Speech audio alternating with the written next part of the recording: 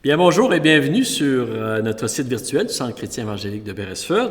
Nous sommes dimanche le 23 août et je suis le pasteur Luc Poirier. Ça me fait plaisir de vous accueillir et j'espère que ces messages sont une source d'encouragement pour vous. Et pour ceux qui demeurent, bien sûr, au Nouveau-Brunswick, dans la région de Beresford, je vous rappelle que nous tenons nos services le dimanche matin à 10h30. Et nous avons des chants, nous avons un message, un moment de prière. Vous êtes bienvenus de nous joindre en tout temps. Mais les messages vont continuer d'être présentés sur nos médias sociaux afin que plusieurs puissent en bénéficier. Est-ce que quelqu'un vous a déjà posé la question « Crois-tu au miracle?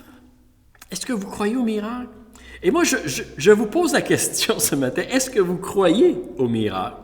Est-ce que vous avez déjà été témoin d'un miracle? C'est assez impressionnant et émouvant et même intriguant de voir des choses miraculeuses se produire, vous savez. Je m'imagine que les gens qui étaient présents lorsque Jésus était sur la terre et qu'il guérissait les malades, comme les paralytiques, les aveugles, lorsqu'il a multiplié les pains, qu'il a marché sur l'eau, ressuscité Lazare, j'imagine que les gens devaient être très intrigués, impressionnés, émus par ce qu'ils voyaient, vous savez. Et c'est la raison aussi pourquoi les disciples, lorsqu'ils étaient dans la barque et qu'ils avaient vu Jésus marcher sur l'eau, ils se sont prosternés devant lui. Et ils étaient émus. Je me souviens un jour où mon épouse Valérie, elle a été guérie d'un mal de dos qu'elle avait depuis plusieurs mois.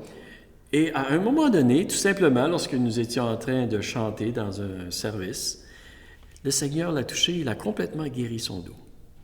Et j'ai dit merci Seigneur. Aujourd'hui, je veux vous parler au sujet des miracles, des signes et des prodiges que Dieu manifeste sur la terre.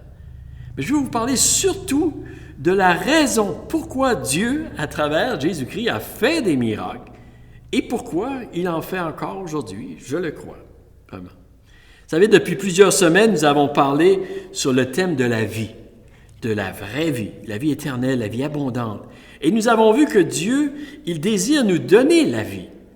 Plus que toute autre chose. On pourrait dire que Dieu, il est un peu comme un fanatique. Il est allé même jusqu'à mourir pour nous. Et Dieu, il respecte notre liberté, notre libre choix. Vous savez, il ne nous force pas de faire quoi que ce soit, non. Mais Dieu, il va tout faire pour nous persuader de croire en lui et de lui obéir parce qu'il veut nous donner la vie. Il veut notre bien-être. Je me rappelais cette semaine une histoire que j'avais entendue quelques années passées. Et c'est l'histoire c'est un père, il me racontait comment son garçon, un jeune homme, un adolescent, il voulait s'acheter une voiture. Et il était obsédé par la couleur et le style de la voiture. Même si le prix était exorbitant et le millage était très élevé et la mécanique était en très mauvaise condition, et le père a essayé de convaincre son fils de ne pas acheter la voiture, mais sans aucun succès. Le jeune homme a acheté la voiture et ce fut un désastre total. Il a dû investir beaucoup d'argent pour réparer la mécanique. Il a dû finalement se débarrasser et vendre la voiture à un très bas prix et, en plus, continuer de faire les paiements de la voiture pendant plusieurs années. Et j'espère que ça ne vous a jamais arrivé. Pour moi, ça ne m'est pas arrivé personnellement, mais je peux vous dire que j'ai passé très proche de faire cette erreur-là. Est-ce que vous croyez que Dieu essaie, un peu comme ce Père, vous savez, de nous protéger et de nous convaincre de faire des bons choix dans la vie? Oui, je suis persuadé qu'il essaie. Mais est-ce qu'il réussit? C'est la question que l'on doit se poser. Et maintenant, vous me dites, mais qu'est-ce que cette histoire a à faire avec les miracles? Nous pouvons dire que les miracles, vous savez, sont un moyen que Dieu utilise pour nous convaincre de croire en Jésus-Christ et de lui obéir, de mettre notre confiance en lui, pour que nous puissions faire des bons choix dans la vie, puis que nous puissions saisir la vraie vie. Dans les récits de la vie de Jésus que nous pouvons lire dans les évangiles, et en fait même à travers toute la Bible, dans l'Ancien Testament, dans l'histoire de l'Église, dans les Actes des Apôtres, nous lisons la description de plusieurs événements surnaturels qui se sont déroulés devant une multitude de personnes. Et bien sûr, certaines personnes ont essayé de réduire ces récits à des légendes ou des fables, mais les historiens authentiques et intègres, ils ne peuvent que conclure que ces miracles se sont réellement produits. Et lorsque Dieu fait quelque chose, il a toujours un objectif en vue, un bon objectif. Et un de ces objectifs, c'est de convaincre, c'est de persuader de sa présence, de sa puissance, de son amour et de qui est réellement Jésus-Christ, afin que nous puissions avoir la vie. Dieu utilise plusieurs manières, vous savez, pour nous persuader de croire en Jésus. Les miracles ne sont pas la seule manière, mais c'est une manière que Dieu a utilisée et qu'il utilise, excusez-moi, et je crois qu'il veut encore utiliser jusqu'à son retour. Et je crois qu'il est important que nous le réalisions, que nous le croyions, et même que nous soyons prêts à être utilisés par Dieu dans cette manière de convaincre notre monde de croire en Jésus-Christ. Et vous savez, c'est une des raisons pourquoi Dieu nous invite à prier et à lui demander des choses dans le nom de Jésus, même des choses qui sont humainement impossibles, parce qu'il veut révéler sa grandeur. Et j'aimerais aujourd'hui, si vous avez une Bible avec vous, que vous puissiez tourner dans l'Évangile de Jean. Nous allons lire ensemble les versets 30 et verset 31. Voici ce que ça nous dit. Ça dit, « Jésus a fait encore, en présence de ses disciples, beaucoup d'autres miracles qui ne sont pas écrits dans ce livre. Mais ces choses ont été écrites afin que vous croyiez que Jésus est le Christ, le Fils de Dieu, et qu'en croyant, vous ayez la vie en son nom. » Et Seigneur, je prie qu'à travers ce message, tu puisses parler à chacun de nos cœurs et à tous les cœurs de ceux qui écoutent ce message. Je prie, Seigneur Dieu, que tu nous aides à croire en toi. Je prie, Seigneur, que tu fais encore des miracles, Seigneur Dieu, oui, dans nos vies et à travers de nous, pour qu'on nous puissions croire en toi. Et je prie, Seigneur Dieu, que tu m'aides à partager ce message, afin que tous nous puissions croire et avoir la vie que tu veux nous donner pleinement. Je te demande ces choses dans le nom de Jésus, Père. Amen. Amen. Nous voyons que, comme il est écrit ici, Jésus a fait beaucoup de miracles. L'apôtre Jean a même dit que si l'on rapporterait tout ce que Jésus a fait, la terre ne pourrait pas contenir les livres qu'on écrirait à son sujet. En fait, dans l'Évangile de Matthieu, nous retrouvons 20 miracles de Jésus. L'Évangile de Marc nous en raconte 18, l'Évangile de Luc 20, et Jean, l'apôtre Jean, il en souligne 7. Et il y en a bien sûr plusieurs autres. On pourrait définir un miracle comme un signe, un prodige, une occurrence inhabituelle, une action qui transcende le cours normal de la nature, une merveille qui confirme la présence de Dieu. Voilà une définition que nous retrouvons. L'apôtre Jean a choisi de décrire et sélectionner 7 miracles dans son évangile. Et on pourrait dire que Jean était guidé par l'Esprit de Dieu pour écrire et sélectionner ces miracles dans le but de persuader ses lecteurs que Jésus était vraiment le Fils de Dieu et qu'en croyant en lui, nous puissions avoir la vie. Mais je crois qu'il y a encore plus. Je crois que Dieu, il veut nous enseigner à travers ceci une des façons qu'il utilise pour nous persuader et pour persuader notre monde qu'il est présent, qu'il est grand et qu'il est venu dans la personne de Jésus. Que pouvons-nous dire concernant les miracles et particulièrement concernant l'effet persuasif que les miracles peuvent avoir sur notre foi et sur la foi des gens autour de nous?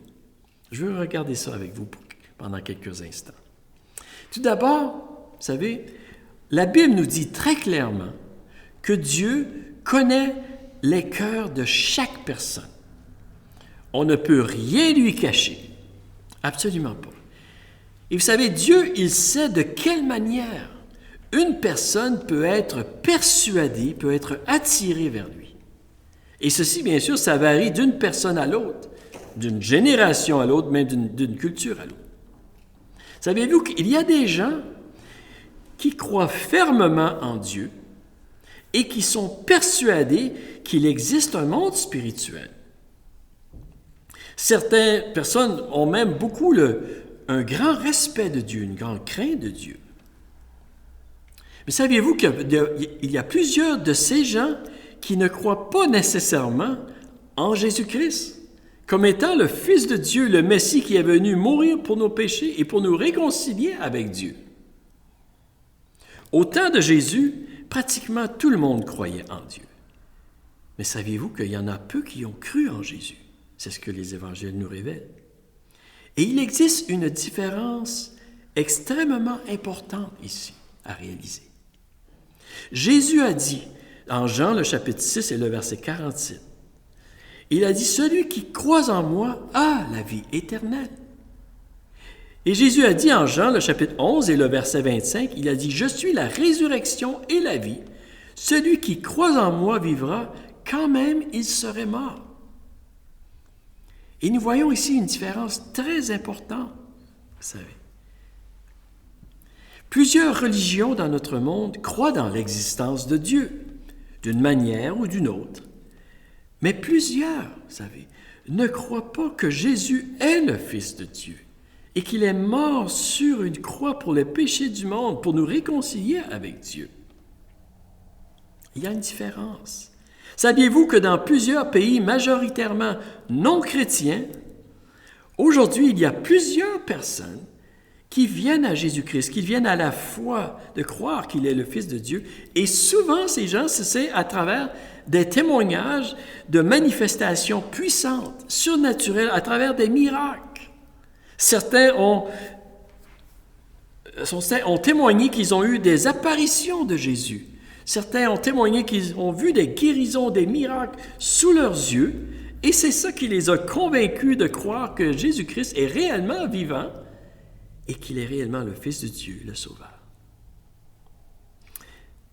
Pour certaines personnes, vous savez, ils ont besoin de voir un miracle notoire pour croire en Jésus.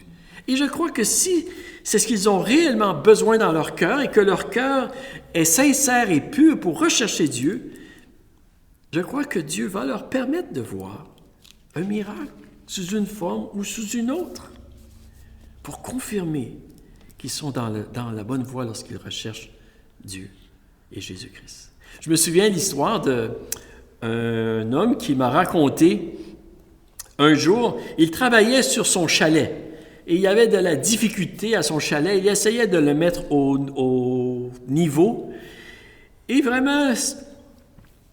Et alors qu'il travaillait, il a dit ceci au Seigneur.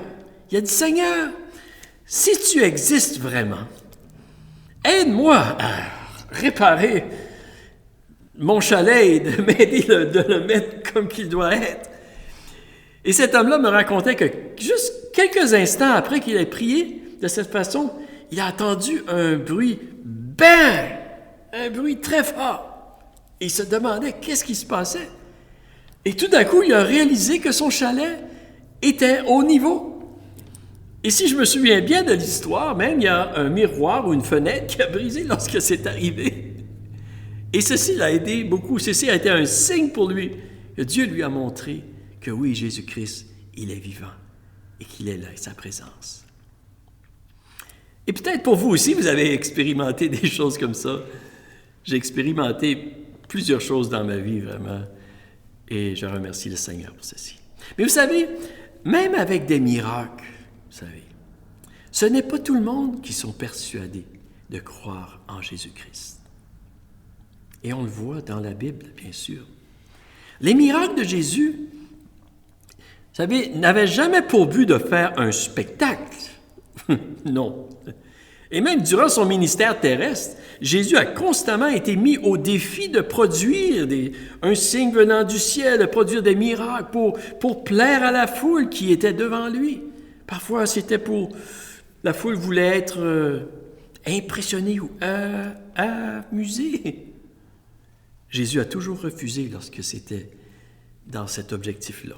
Jésus a même repris les gens avec une telle attitude. Et même durant la dernière semaine terrestre de Jésus, la semaine de la Passion, nous appelons souvent, Hérode voulait voir un signe de Jésus. Et nous lisons dans l'Évangile de Luc, le chapitre 23 et le verset 8, ça nous dit « Lorsque Hérode vit Jésus, il en eut une grande joie, car depuis longtemps il désirait le voir à cause de ce qu'il avait entendu dire de lui, et il espérait qu'il le verrait faire quelques miracles. » Mais Jésus a refusé de faire un miracle parce que son cœur n'était pas droit. Les pharisiens aussi un jour demandaient un signe du ciel, mais Jésus leur a dit qu'il ne serait donné aucun autre signe que celui de Jonas, parce que leur cœur n'était pas au bon endroit.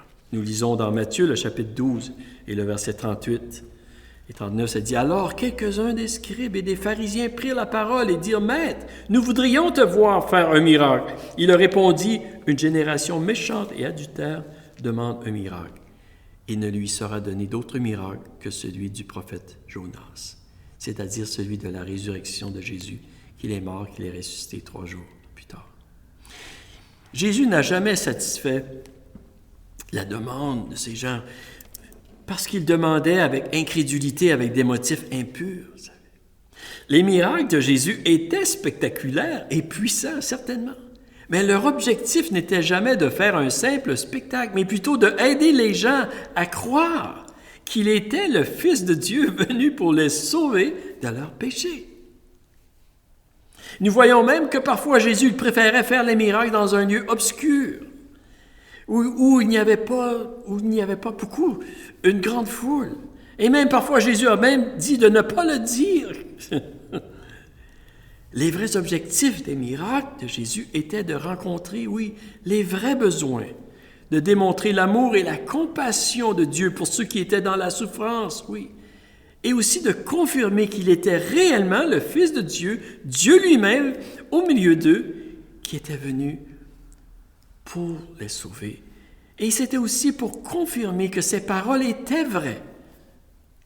Ces miracles, nous pourrions dire, étaient comme des lettres de référence qui prouvaient que son message était vrai. Et Jésus disait, « Si vous croyez en moi, vous aurez la vie. » En Jean, le chapitre 10 et le verset 38, Jésus a dit, « Mais si je l'ai fait, ces œuvres, il dit, quand même, vous ne me croyez point, croyez à ces œuvres, afin que vous sachiez et reconnaissiez que le Père est en moi et que je suis dans le Père, que Dieu était avec lui. » Les miracles de Jésus avaient pour but de convaincre, de persuader les gens, de croire qu'il était réellement le Sauveur promis. Et c'est encore le but, vous savez, de Dieu lorsque nous lisons ces récits historiques et véridiques que nous retrouvons dans la Bible. C'est encore le but de Dieu de nous convaincre que Jésus est réellement le Sauveur qui est venu par amour pour nous sauver, qui a donné toute sa vie. Et aujourd'hui encore, vous savez, Dieu manifeste sa puissance surnaturelle. Nous le voyons occasionnellement. Dieu fait des miracles. Dieu n'a pas changé. Et son objectif, c'est encore de nous prouver, oui, qu'il nous aime, qu'il est là et que Jésus-Christ est venu pour nous sauver. C'est pourquoi il nous invite à prier et à demander au nom de Jésus, avec un cœur pur, des choses qui peuvent nous sembler humainement impossibles. Et je vous encourage de le faire, de prier Dieu. Vous savez, pour certaines personnes, et même pour plusieurs, je dirais, c'est autre chose que les miracles comme la guérison d'un paralytique ou d'un aveugle ou d'un sourd ou même d'un événement surnaturel. Pour plusieurs personnes, c'est un autre miracle ou c'est autre chose qui va les convaincre pour les amener à la foi. Par exemple, le témoignage d'une vie transformée par Jésus. Une personne peut-être qui était malhonnête, qui était méchante, qui était difficile, qui était égoïste, qui était colérique, même qui avait beaucoup de dépendance de toutes sortes de choses. Et tout d'un coup, cette personne-là, elle devient aimable, honnête et libre et généreuse. Vous savez, ceci, c'est un grand miracle. Un mari qui était difficile, une épouse difficile ou un enfant qui est transformé, ceci, c'est un miracle. Nous ne les appelons pas toujours de cette façon-là, vous savez. Un cœur changé. Et parfois, c'est ceci qui va persuader quelqu'un que Jésus est réellement vivant. Et je peux vous dire que Dieu a changé mon cœur dans ma vie. Dieu a fait un miracle dans ma vie. Oui, il a libéré ma langue pour que je puisse parler, certainement. Mais le plus grand miracle qu'il a fait, c'est qu'il a changé mon cœur et ma vie. Et les actions d'une personne qui manifeste l'amour de Dieu, ça aussi, c'est un miracle qui peut vraiment convaincre les gens autour de nous, vous savez. Pour d'autres personnes, c'est peut-être en découvrant la sagesse de Dieu dans les Écritures alors qu'ils lisent et qu'ils entendent la voix de l'Esprit de Dieu leur convaincre, la conviction de l'Esprit. Ça peut être comme ça que les gens sont convaincus. Dieu a parlé à mon cœur un jour aussi. Et c'est de cette façon-là que j'ai été convaincu. En fait, vous savez, ce sont tous des grands miracles, même si nous ne les appelons pas toujours des miracles. Quelqu'un a dit, le plus grand miracle, vraiment, c'est une vie transformée. C'est quelqu'un qui vient à la foi en Jésus-Christ, qui ouvre son cœur, qui donne son cœur et qui devient une nouvelle personne. C'est le plus grand miracle. Un jour, il y a un homme qui a dit à son ami, « Est-ce que tu crois vraiment que Jésus a changé l'eau en vin? » Et son ami lui a répondu, « Je n'étais pas présent lorsque Jésus a fait ce miracle, mais il dit, je peux te dire que dans ma vie, Jésus a transformé le vin en nourriture. Il a transformé l'alcool en nourriture pour ma famille et en meubles pour que je puisse prendre soin de les miens, de ma maison. Il a transformé l'alcool en amour pour mes enfants et en joie pour mon épouse, vous savez. Et vous savez, c'est ce que Jésus veut faire encore aujourd'hui dans nos familles, dans nos vies. Il l'a fait pour plusieurs personnes, il l'a fait pour moi, il l'a fait pour plusieurs personnes. Il veut nous donner la vraie vie. Et Jésus fait encore ces miracles aujourd'hui. Et oui, vous savez, Dieu, il fait des miracles parce qu'il se soucie du monde, il se soucie de nos besoins. Certainement, il est concerné pour nos besoins. Jésus a guéri, a multiplié la nourriture. Et je pourrais vous raconter des histoires aussi de multiplication, de nourriture, même de l'huile à chauffage, vous savez. Mais vous savez, Dieu, il y a plus encore.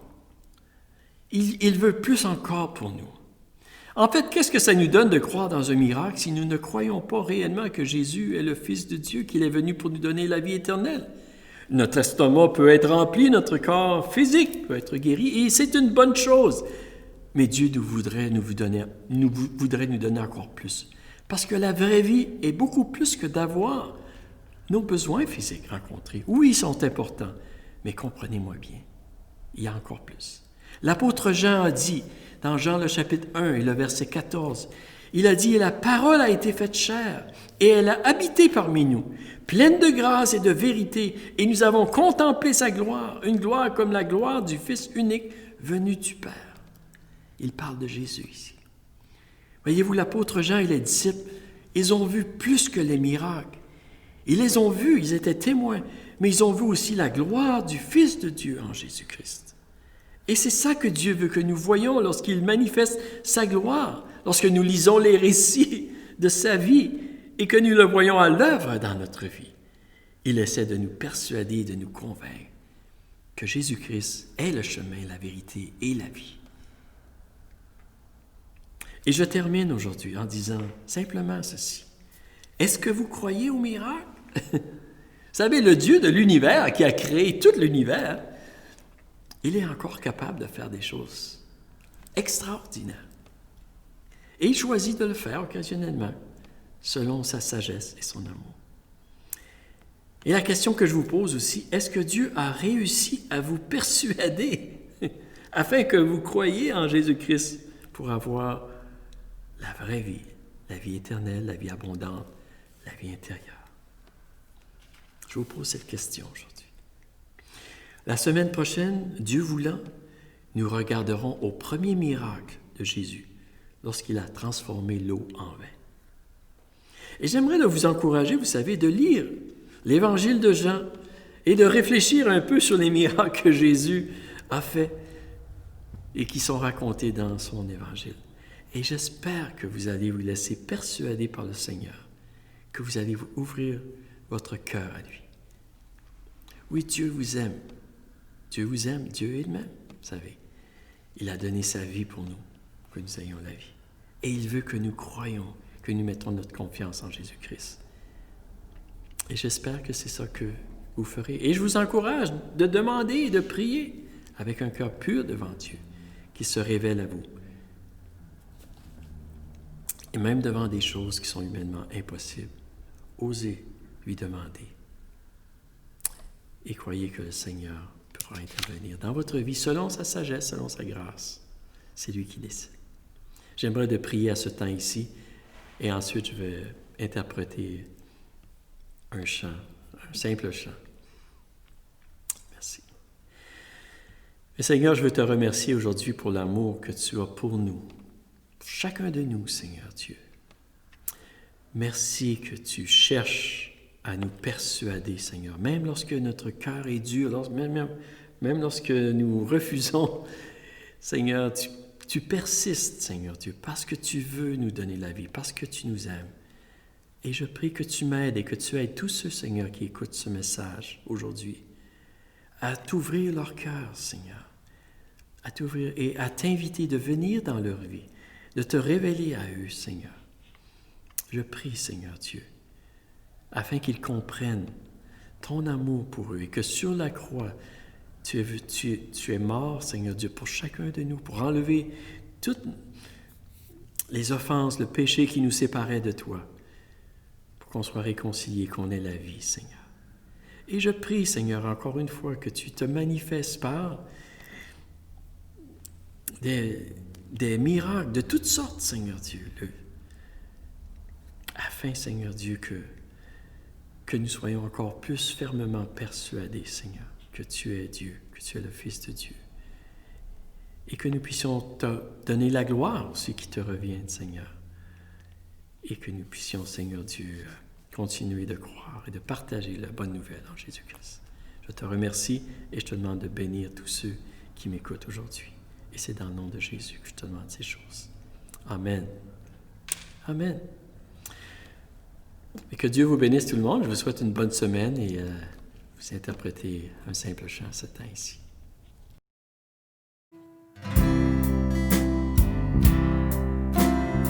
Aimer jusqu'à tout donner, donner jusqu'à en mourir, mourir pour tout ce que l'on aime. Voilà ce que Jésus a fait pour toi. Car Dieu a tant aimé le monde qu'il a donné son Fils unique, afin que quiconque croit en lui soit sauvé. Car Dieu a tant aimé le monde qu'il a donné son Fils unique, afin qu'ils aient la vie éternelle.